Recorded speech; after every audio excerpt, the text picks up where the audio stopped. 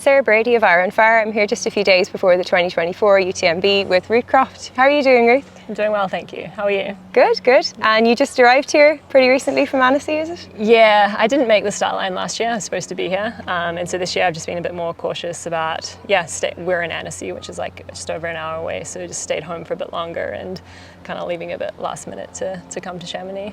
Okay, you want to stray away from the mayhem for as long as possible? I think so. I've just been, careful about being around too many people in the build up. And then also I think Chamonix, it's great, everyone's here, but it can be quite draining on the social battery. Yeah, for sure. And so I just wanted to stay a bit fresher going into the race. Okay, that sounds like a good plan.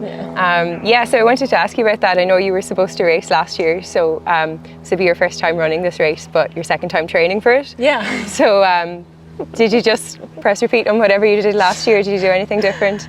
I think I've done quite a bit different. I think last year I really struggled after Western States with my immune system, and so at the beginning of last year I really had to pull back a lot of my training because my body just wasn't handling it.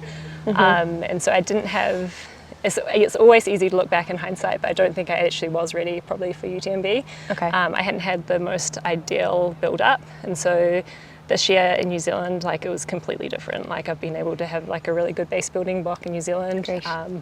And I'd also changed coach beginning of last year. So we've had a whole nother 12 months working together, which I think's helped too. Okay.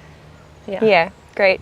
And then a lot of the athletes we've talked to divide their seasons in different ways. They have a ski season in winter and then a running season, but you're kind of different because you have a New Zealand season and a Europe season. And you do a lot of kind of flatter, faster trails there and more mountains here. I think when I was doing Western States, I definitely had more of a focus on faster stuff. Okay. But I run 12 months of the year. Definitely don't do ski more. No. Don't really like winter, to be honest. Yeah. So I do a lot of tramping when I'm back in New Zealand, and still, as I said, pretty much training all year round. Year round. Yeah. Okay, great. And then you have excelled at very different types of trail races, stuff you've won Western States and you've won Tarawera, which is pretty fast and runnable. But you've also done really well in the Alps, with CCC and OCC. So do you have a preference between those two types of running, or do you like the mix? I think I've always preferred the more running. But then, working with Scott Johnson the last kind of year and a half, he's really helped me on the hiking, hiking with poles up a hill. And so I actually don't hate that anymore. And so I'm enjoying it. I think we'll see how it goes. Yeah. Okay, yeah, cool. And then I know you've done 100 milers very well, but this would be your most probably mountainous one and longest race ever in terms of time, I would guess. So have you had to prepare sort of mentally to be out for longer? Have you thought about that much? I've definitely thought about it, but I think with 100 miles, no matter what the course or race, it's just, for me, it's always just focus on myself and stick to my own plan and kind of not get caught up in what other women in the field are doing. And I think, a lot of it's just about self-management, and so that's kind of what my kind of race plan will be on Friday. Yeah, great. And you've been on a bit of a winning streak. So after not doing UTMB, you did Ultra Trail Cape Town last year, and you won that. But I was just wondering, was that a plan B race when UTMB didn't work out, or was that always part of the plan to do that? Yeah, it definitely was not part of the plan. Okay. I was hoping to call it a season after UTMB.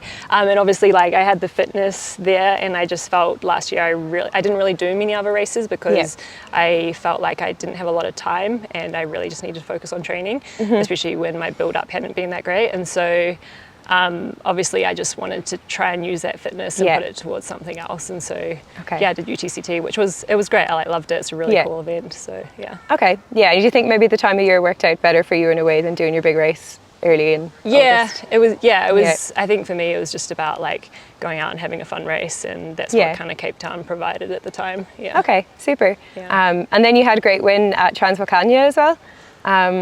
So how did that play out?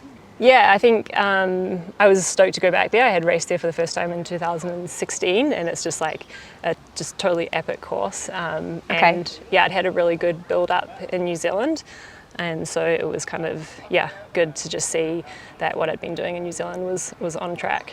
Okay, yeah. And did you have some like back and forth? I think Ida Nielsen was not too far behind you. Yeah. Did you run together for a while, or how did that go? It was coming up to the high point. I looked behind and Ida was there. I was like, oh shit. Like, oh God. It was like, and so it was good though. She really pushed me. Yeah, great. I think having her there, and I was just lucky. I still had some legs in me for the descent.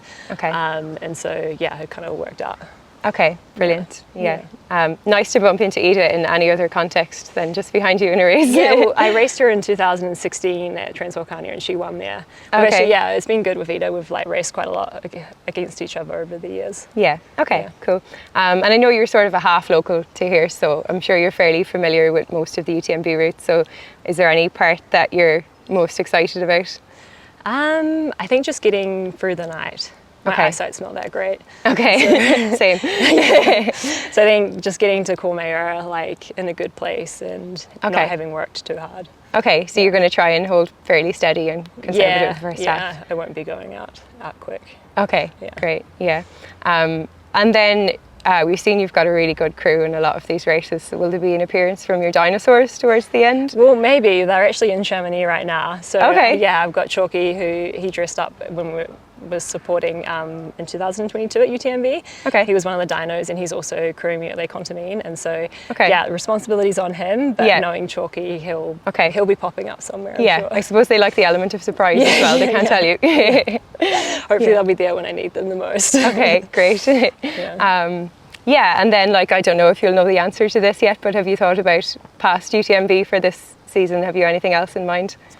No, I think like if everything goes well, or even if it doesn't, like I think I'll call a season here. Like I started in February at Tarawera, and it's been quite a long build, and so I'm kind of ready to put a lid on it and do some other things. Okay, very good. And when do you head back to New Zealand? I'll be heading back like end of November. Okay, lovely. Ready to start another summer. Exactly. Okay, great. Well, best of luck out there. We look forward to seeing you on the course, and thanks for taking the time. Yeah, thank you. Cheers.